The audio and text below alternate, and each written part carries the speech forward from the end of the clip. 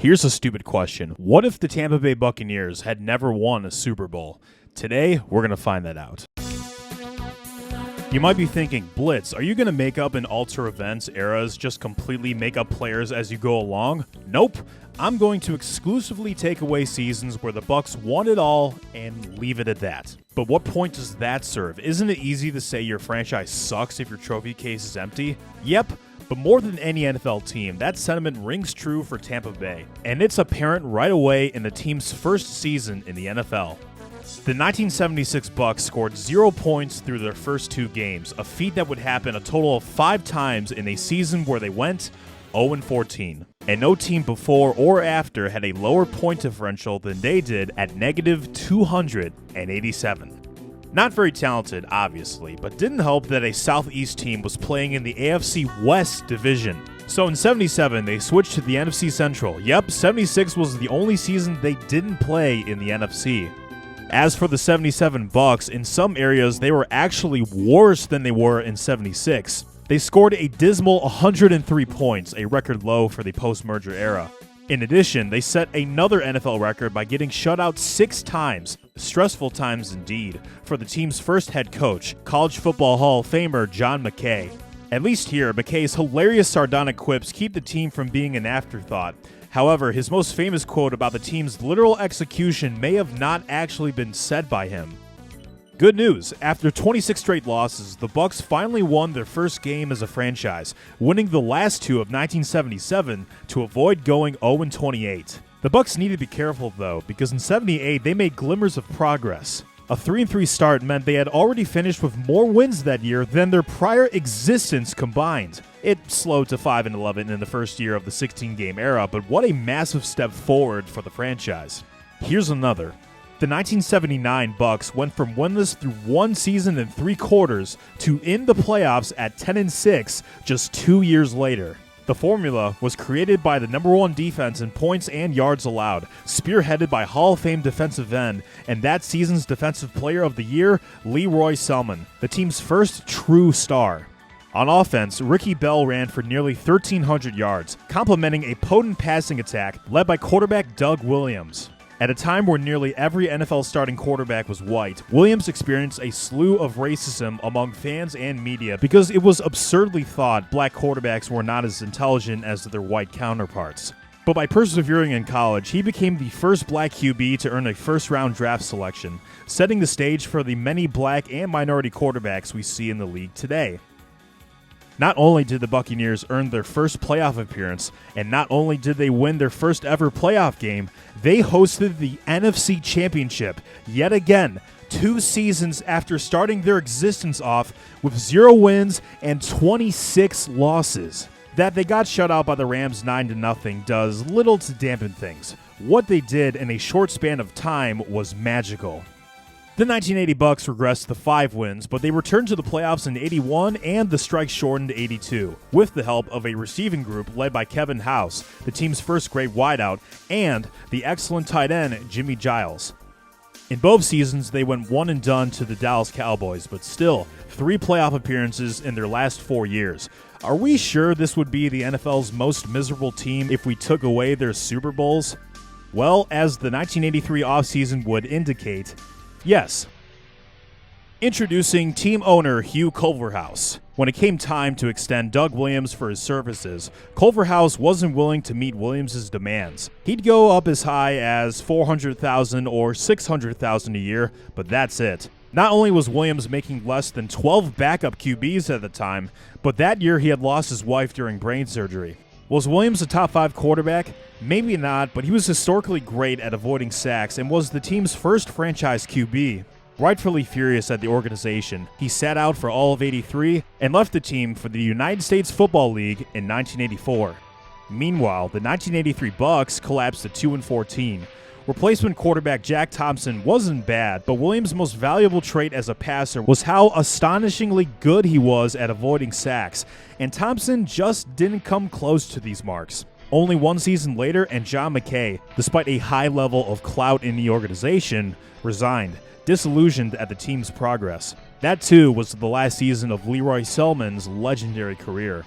That Doug Williams contract fiasco led to a 14-season period where the Bucs won 64 games and lost the other 159. And every season in that stretch, they finished with at least 10 losses. Already that's disgusting, but we haven't even scratched the surface on how they ruined the quarterback position.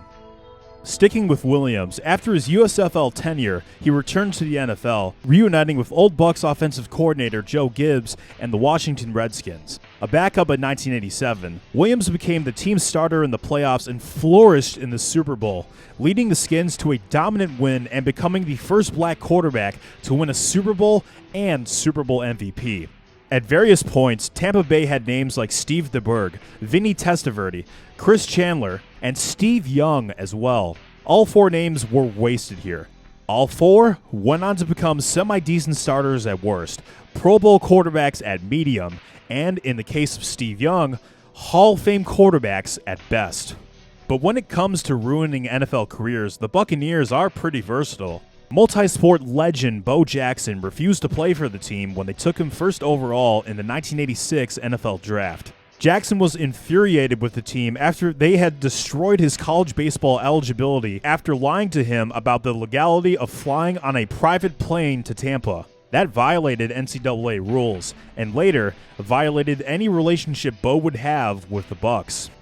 Now it's more apparent why this horrible team is the subject of a video like this. But let's also talk about some good things that happened in these dark years. Back James Wilder became a star in the mid-'80s, and the first player in league history to carry the ball 400 times in a season. Receiver Mark Carrier had a blockbuster franchise record-setting year in 1989 with 86 catches and 1,422 receiving yards. Linebacker Hardy, a free agent signing in 1993, set a still NFL record for tackles that year, and will be one of the faces for the team's surge into a contender we'll see very soon. They also had a surprising amount of secondary talent with ballhawks like Cedric Brown, Harry Hamilton, Mike Washington, Wayne Haddix, and Ricky Reynolds. Furthermore, the Bucs had a plan to change their dysfunctional history around. Hugh Culverhouse's reputation was tarnished by the time he passed away from lung cancer in 1994, and despite fears that they would be moved to another city, new owner Malcolm Glazer, a Florida business tycoon, kept them in Tampa. Climbing up the Bucs corporate ladder at the same time was the son of John McKay. Rich McKay in the scouting role and as general manager will bring in a boatload of talent we're going to see in a bit. Also in a bit, aka now, the arrival of 1997. Gone are the orange creamsicle uniforms and Bucco Bruce logo. Those are pretty cool, actually. In are new pewter and red uniforms and this awesome menacing flag with 3 swords, a scary-looking skeleton pirate man, and a rare football inside an NFL logo. Coincidentally, this team's performance skyrocketed in 97 to 10-6, earning the Bucs their first playoff trip since 1982 and second playoff win ever. Second-year head coach Tony Dungy was installing the early pieces on his Hall of Fame career, unleashing the revolutionary Tampa 2 defense with a top unit of players that all broke out at the same time. Arguably, the team's 2 greatest players were acquired at the same time, too, in the 1995 NFL Draft. Hall of Fame defensive tackle Warren Sapp and Hall of Fame linebacker Derek Brooks. Both broke out into All-Pros in 97. Hall of Fame safety John Lynch too broke out, and the team had a 4th Hall of Famer with rookie corner Rondé Barber, who will spend all of his 16 NFL seasons in Tampa. As if this defense wasn't already loaded, you had defensive tackle Brad Culpepper, who had 8.5 sacks in 97, defensive end Chidi Ahanotu, who went from a 6th-round pick in 1993 to double-digit sacks in 1997, Reagan Opshaw, who provided 7.5 more sacks, and corner Donnie Abraham, who had 31 interceptions in 6 seasons in Tampa. The offense was led by a 2-headed run attack featuring Offensive Rookie of the Year Warrick Dunn and perennial All-Pro fullback Mike Alstott, one of the most exciting players of the late 90s and early 2000s. Finally, 4th-year quarterback Trent Dilfer went from a god-awful 1995 where he threw 4 touchdowns in 16 starts to actually making a Pro Bowl in 1997 with a half-decent season. The Bucs couldn't outright compete with the defending champion Green Bay Packers in the divisional round, but Warren Sapp put up a one-man show, keeping them as close with them as he possibly could. This impressive season was followed by an 8-8 one in 1998. No playoffs this year, but for the first time in 16 seasons, they had back-to-back non-losing seasons. In a favorite bit of NFL trivia, they were also the only regular season team to beat the 15-1 Minnesota Vikings, so at least they left with something. Rebound year in 1999 and a first-round bye with an 11-5 record. All of their superstar defenders just kept getting better, most notably Warren Sapp, the 1999 Defensive Player of the Year. In the last two drafts, the rich kept getting richer when the defense added stud corner Brian Kelly in 98 and safety Dexter Jackson to fill up an already loaded unit. On the other side was Trent Dilfer, never the most popular player in Tampa Bay. This will be his last season here, and an injury in the middle of the season promoted rookie Sean King, who gave the offense a hint of a jolt. After squeaking by the Redskins in the divisional round off a thrilling comeback and botched field goal attempt on DC's part, the Bucs, 14-point underdogs in the NFC title game, held a historic Rams offense to 11 points. The problem was they only scored 6, and a controversially ruled incompletion on the team's last drive has lived in Bucs infamy as one of its great what-ifs. The 2000 and 2001 offenses were given a boost with the acquisition of star receiver Keyshawn Johnson, who in 2001 had one of the weirdest seasons of any player ever. He surpassed his 1,100 yards but only caught 1 touchdown. Guard Randall McDaniel also gave them the last great season of his Hall of Fame career in 2000. These teams finished 10-6 and 9-7 respectively for more playoff appearances that both ended in wildcard ass-kickings by the Philadelphia Eagles. But for the first time as a franchise, the Tampa Bay Buccaneers turned into consistent winners. Again, you might ask, are there not teams less fortunate than the Bucs if we take their trophies away? Again, I say no.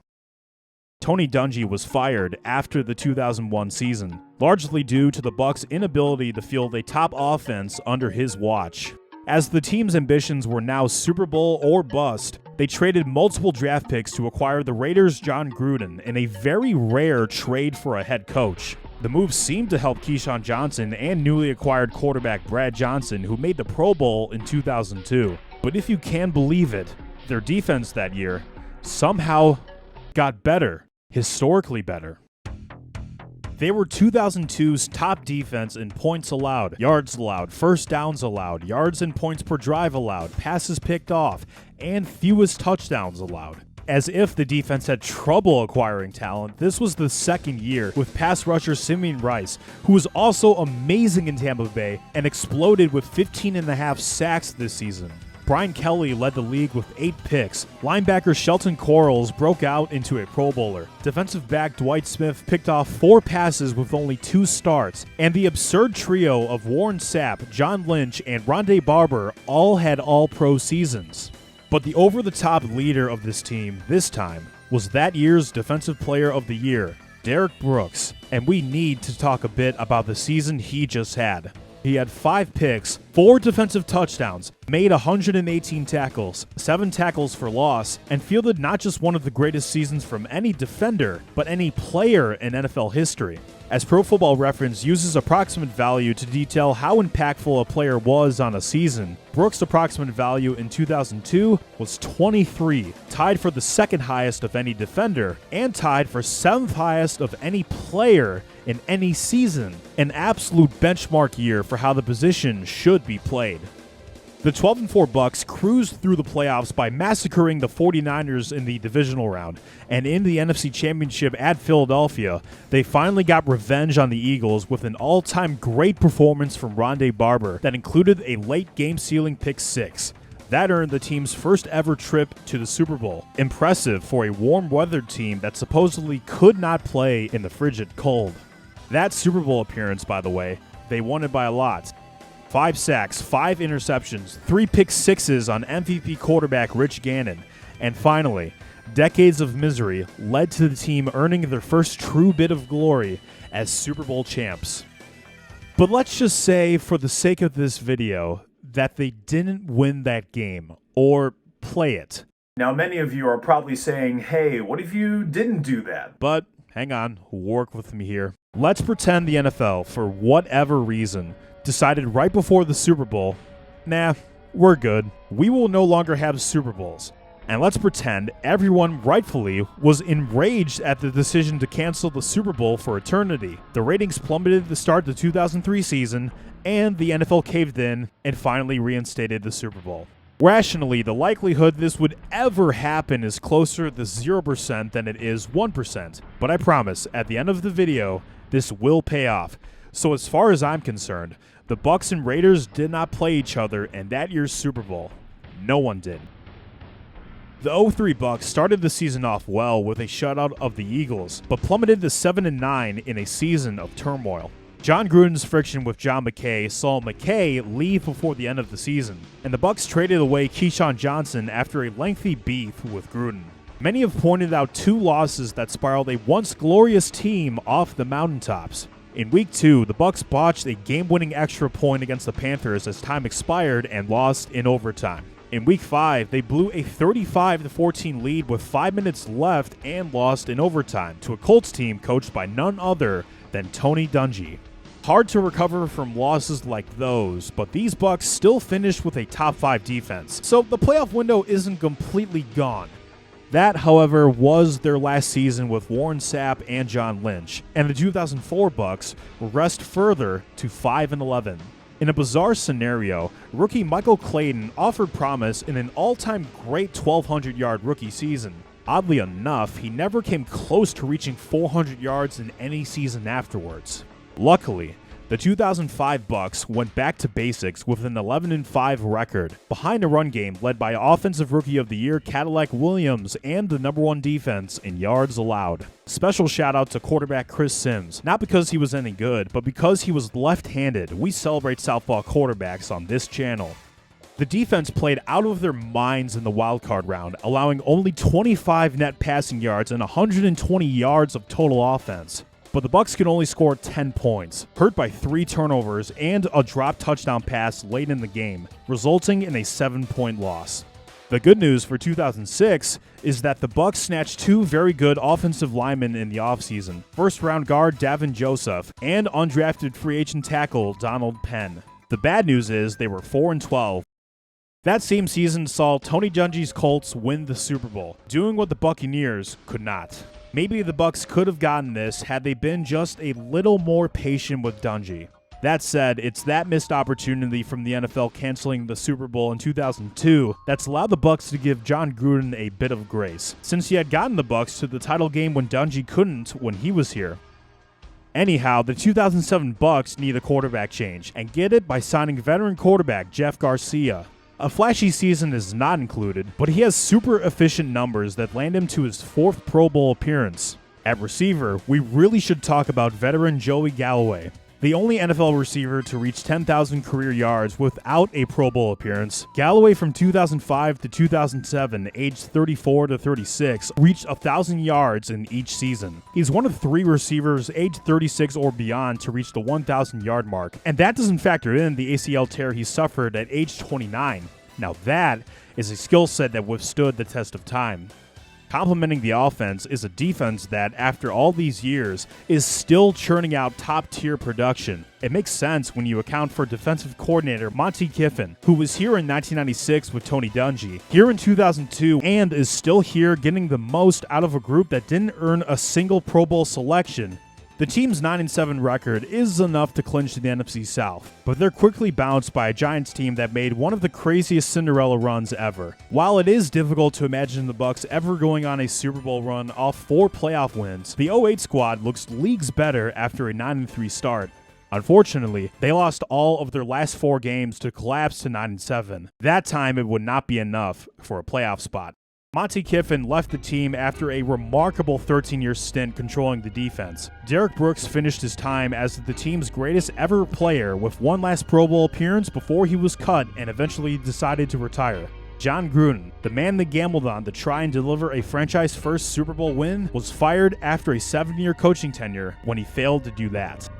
Bucs fans wouldn't know it yet either, but that 2007 playoff appearance would be the team's last for a long time.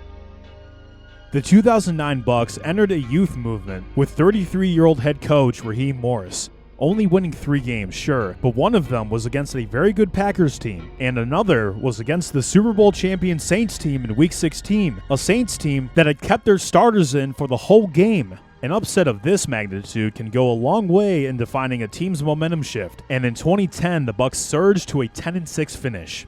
Any demands for a playoff invitation aren't heard, but it's a fun season with an offense that sees the breakout of rookie receiver Mike Williams, one of many Mike Williamses in league history. Also, sensational rookie back LeGarrette Blount, and the incredible breakout of quarterback Josh Freeman. The Bucs look like a contender in the making, and despite some inconsistency, they churned through the early calendar year with a 4-2 record. 10 games later, their final record was 4-12. That's enough out of Raheem Morris. He's canned and replaced by college coach Greg Schiano. Schiano spends less time in Tampa than Morris did, with less success. On one hand, the 2012 team improved to 7-9, and not only did the arrival of great veteran receiver Vincent Jackson give the Bucs all-pro caliber receiving play, they drafted Levante David, who as of this recording is still on the Bucs and has built an all-pro career as one of the most criminally underrated linebackers ever. Did you know that through any defender's first 2 seasons, only J.J. Watt and Von Miller had more tackles for loss than David did? On the other hand, in 2013, they fell to 4-12, and not without controversy. See, 2013 is known as the year of MRSA, a staph bacteria that spreads throughout the Bucs facility and infects a few players. Bad enough that the team is being sued by their kicker for coming down with the infection, but in other areas, Josh Freeman's terrific 2010 season is followed by a complete downward spiral. It's rumored that Freeman was a heavy partier in the Tampa Bay area, and it's also rumored that Schiano leaked Freeman's involvement in stage 1 of the NFL's drug program. Why? I don't know. I guess he didn't like Josh, who was obviously less than thrilled that someone in the organization leaked the report. Both Freeman and Schiano were gone by season's end anyway, and a team that once had a semblance of stability in the late 90s and early 2000s was now going to have to hire their 4th head coach in 7 years. That happens to be Lovie Smith, a fellow architect of Tampa 2 and the team's linebackers coach from 1996 to 2000. One of the quarterbacks on this team was second-year Mike Glennon, whose neck looks like this. Lovie must have hated it, which probably explains why he wanted to start veteran quarterback Josh McCown over Glennon. No quarterback on this roster would be good enough to prevent the team from finishing with 2 wins. A shame, because this franchise has long deserved a quarterback like, say, Tom Brady, the Super Bowl MVP for that year's championship-winning New England Patriots. These Bucs are bad. What's not bad is this is the first year with general manager Jason Licht still in this role with this very team today, so that's got to be good. Also good, the arrival of the team's greatest offensive player, first-round receiver Mike Evans, who will end up being one of the few non-kickers in NFL history to lead a franchise in points scored. With the first overall pick in 2015, the Bucs selected Heisman-winning quarterback Jameis Winston, who has a reputation as perhaps the most unintentionally hilarious player the NFL has ever seen. Here is Jameis Winston's first career pass attempt, a touchdown, off a pick 6. Winston's season regardless is still good for rookie standards, helping him become the team's first homegrown Pro Bowl quarterback since Trent Dilfer in 1997. The team's 6-10 improvement wasn't enough to save Lovie Smith's job. His dismissal was partially credited to the team committing a league-high 143 penalties. Since we're digging for positives on a team that struggled to win games, I want to give a shout-out to a player on both sides of the ball. On defense, defensive tackle Gerald McCoy will be the team's closest thing to a Warren Sapp-level defensive tackle. On offense, running back Doug Martin will be one of the sport's greatest 2-year wonders. After rushing for 1,500 yards in an outstanding rookie season in 2012, Martin struggled with injuries in 2013 and 2014 before again going for over 1,500 yards in 2015. Also, Jason Licht was finding time to field some good talent here, snagging linebacker Quan Alexander, tackle Donovan Smith, guard Ali Marpet, and undrafted receiver Adam Humphries as quality hauls around the 2015 NFL Draft. Lovie Smith's replacement in 2016 is the team's offensive coordinator, Dirk Cutter. Under Cutter, the Bucs just barely miss out on the playoffs at 9-7, even recovering from a special teams debacle where they traded multiple draft picks to move up in the second round to take a kicker, which is seen in the NFL as taboo. In concept, the offense the 2017 Buccaneers are getting could be the most talented in team history to date. All-Pro Mike Evans is getting help in the form of electrifying deep specialist Deshaun Jackson, as well as rookie Chris Godwin, who will also be one of the team's best receivers ever. Add in a tight end duo of proven undrafted free agent Cameron Brate and rookie O.J. Howard, this should be a team that doesn't finish 5-11 after a 2-1 start.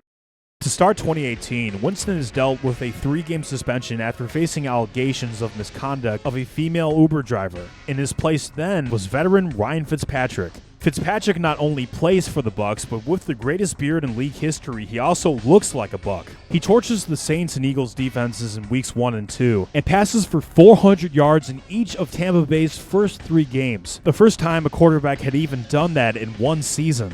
Sadly, this team too finishes 5-11, not necessarily because of the offense. Despite a high level of turnovers, this team finished 3rd in yards with unbelievable performances from just about every skill player. No, the culprit is the defense. Jason Pierre-Paul and Vita Vea aside, this defense is horrendous, and they need a palate cleanser soon. That palate cleanser is Todd Bowles, brought in as the defensive coordinator under new head coach Bruce Arians, a proven asset who orchestrated turnaround seasons in Indianapolis and Arizona. There was a bit of that same magic in 2019 after a 7-9 finish, but this season is known as the year of Jameis Winston. Maybe not in the way Jameis Winston intended, because he became the first and only quarterback to throw 30 touchdowns and 30 interceptions in a single season. He also set the record for interceptions returned for touchdowns. That would be 7. And his last pass as a Buck was also a walk-off pick 6 in overtime in Week 17. It sucks because in addition to a breakout from Chris Godwin and an absurd 19.5 sack breakout from free agent signee Shaquille Barrett, Winston's play had masked what was an improving defense that finished 6th in yards per drive. 2020 and free agency came, and Winston packed his bags to back up Drew Brees in New Orleans. Swinging for the fences, Jason Light hit the biggest home run a general manager can possibly hit in free agency ever, acquiring legendary championship quarterback Tom Brady.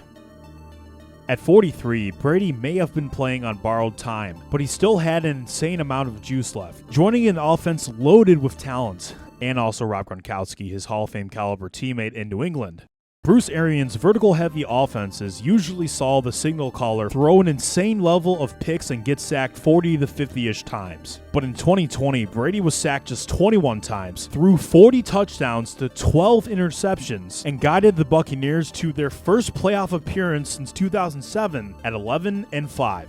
The Bucs took care of business in the wild card against the Washington football team. Then, in the divisional round against the Saints team that had swept them in the regular season, exacted revenge by eliminating the Saints in the last game of Drew Brees' Hall of Fame career. This was aided especially by a sensational performance from second-year linebacker Devin White, who will have the postseason performance legends are made of. In the championship round at Green Bay, the Bucs were underdogs to a Packers team led by MVP quarterback Aaron Rodgers, but raced out to a 21-10 halftime lead after a Brady touchdown to Scotty Miller as time expired. Brady struggled in the second half with 3 interceptions, and in most circumstances, this usually spells doom for a team's chances of winning. But Brady in 2020 cut into the Bucs' turnover rate from 2019, allowing a talented defense to play with more favorable field position more times than not. What the Bucs defense does in the second half can be seen as them returning the favor. Tampa Bay allowed just 6 points off those 3 Brady turnovers, holding on to win late 31-26. So the 2020 Bucs didn't just end a playoff drought, they also made their second Super Bowl appearance after finally finding some form of greatness once more. What's crazy is this isn't even the first time they made a Super Bowl after getting swept by the Saints in the regular season. That happened in 2002 as well. Their opponent in the Super Bowl was going to be a gauntlet to get past, and it's the reigning champion Kansas City Chiefs. We've seen the Bucs get by as the underdog before, though, with an offense and defense playing at equally high levels throughout the playoffs. If you wanted to be so bold, you could say that they can win this game by as many as, say, 22 points. You could also say Tom Brady balled out and earned Super Bowl MVP while the Bucs defense suffocates an all-time great passer in Patrick Mahomes and turns him into an NPC. While they do end up bringing home their second Super Bowl, remember, this video is asking, what if we took away the Super Bowls the Tampa Bay Buccaneers won? We already took one away. Now we gotta take a second. And take a second. We found an excuse too. Remember how 2020 was the year the coronavirus was unleashed on the world? Well, miraculously, the NFL had found a way to avoid canceling a single game all season long. But it was just too dangerous to play the Super Bowl this time. What really makes this heartbreaking is the Bucs just became the first team to make a Super Bowl hosted by their home stadium. They would have done the city of Tampa proud had they just let these guys play. 2021 was intended to be Brady's last season in the NFL, and he put up blockbuster numbers at the age of 44 with over 5,000 passing yards and 43 touchdowns. The Bucs avoided the same hangover they suffered in 2003. In fact, this was a hungrier group of Pirates that improved to 13 wins as the NFL shifted to a 17-game season. They earned their fourth playoff win in 2 seasons with Brady by crushing the Eagles in the wildcard round, then in the divisional round, rallied from an insurmountable 27-3 deficit to tie the game late, only to watch the Rams offense immediately walk them out of the playoffs with a game-winning field goal drive. The 2022 squad would have to spend all of it without Tom Brady after he announced his retirement. Just kidding, he unretires and is back as the team's starter. Todd Bowles was the head coach this time, after Arians resigned to take a front office role as a consultant, aka an easier way to get paid by doing virtually nothing. Under Bowles, Brady has put through a record-setting workload, setting new marks in single-season completions and attempts passing. These Bucs finish 8-9, but you know what? In an NFC South this putrid, that's still enough to clinch a playoff spot, the team's third consecutive after an entire decade and a half of losing. Losing is what they'll do here against a Cowboys team that completely smokes them. And at last, this will end up being the last game of Tom Brady's lengthy career.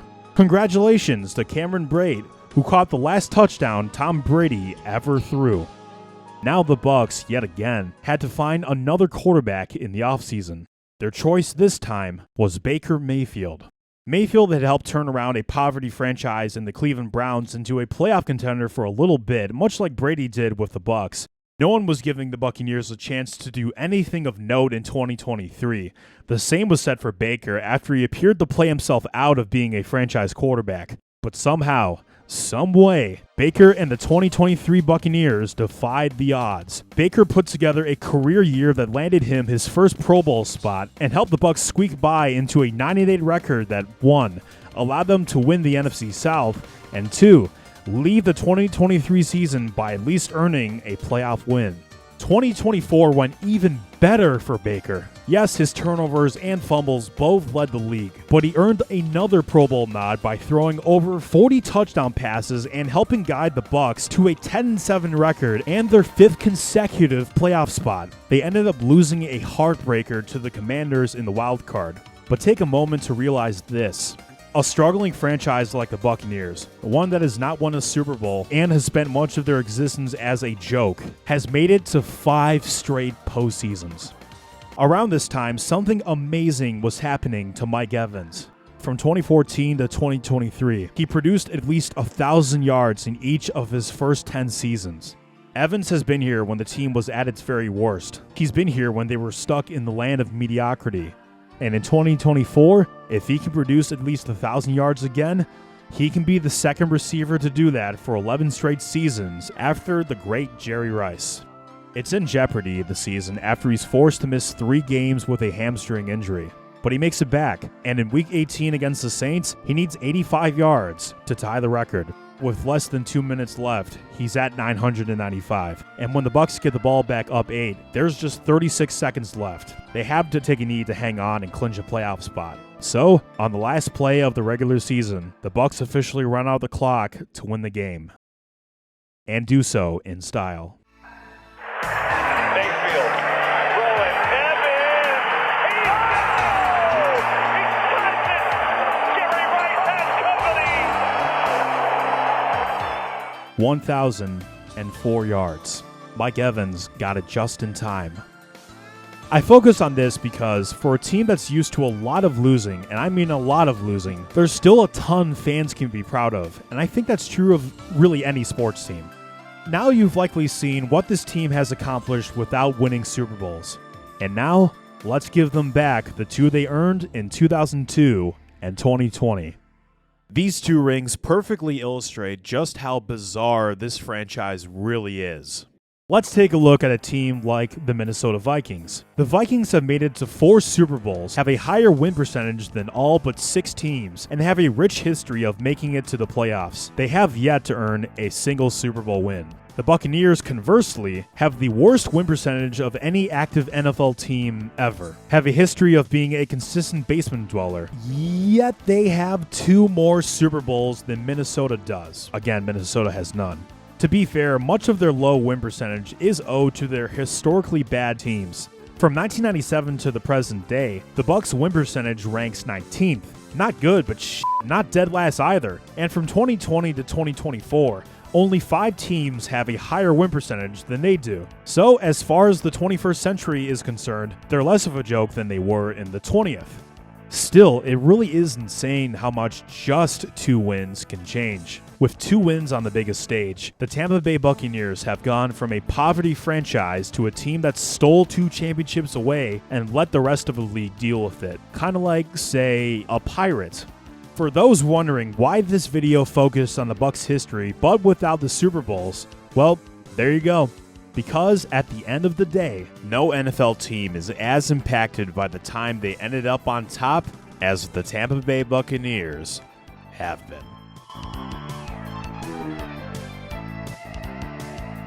Hey, thanks for watching and thanks for sticking around to the end. This is the part where I ask you to subscribe to my channel, like this video, and turn on a notification bell, but you also don't have to. I'm not trying to control your life. But if you did, then thank you so much. The success of this channel could not have been possible without you. So hey, I'll see you next time.